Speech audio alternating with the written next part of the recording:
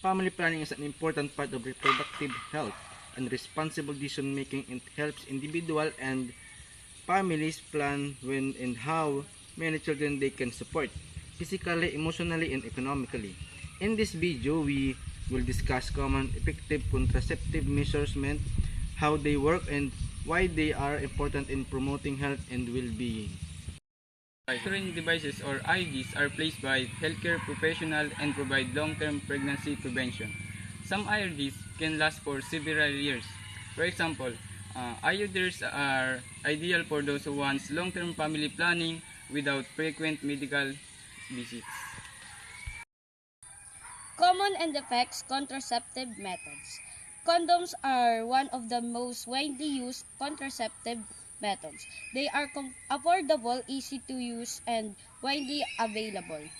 When used correctly, condoms will prevent pregnancy and reduce the risk of sexually transmitted infection. For example, for couples who want temporary and non-hormonal protection, condoms are a practical and safe option. Contraceptive pills. Oral contraceptive pills are taken daily and work by regulating hormones to prevent ovulation. They are effective when taken consistently and as prescribed. Example, women who prefer a routine-based method may choose pills as long as they remember to take them daily.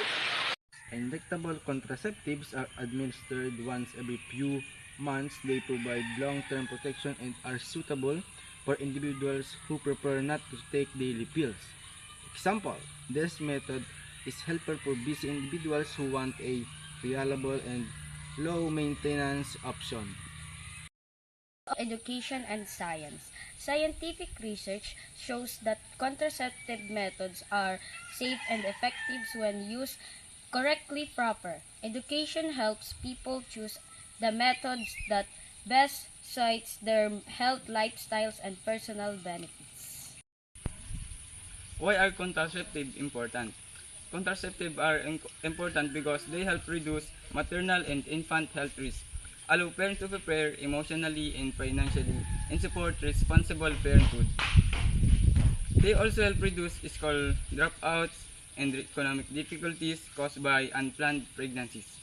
For example, when parents plan their family properly, they can provide better education, healthcare, and support for their children. What are contraceptive measures? Contraceptive measures used to prevent unintended pregnancy. They allow people to plan their families responsibly and protect reproductive health. These methods, supported by scientific research, and are promoted to help reduce risk, unplanned pregnancy, and maternal complication. Natural family planning. Natural family planning involves tracking the menstrual cycle to identify fertile and infertile days. This method does not involve medication or devices, but requires proper education and discipline. Example, couple who prefer natural method may choose this option, but accuracy and consistency are important. Family planning is not about limiting life. It is about protecting health and securing a better future.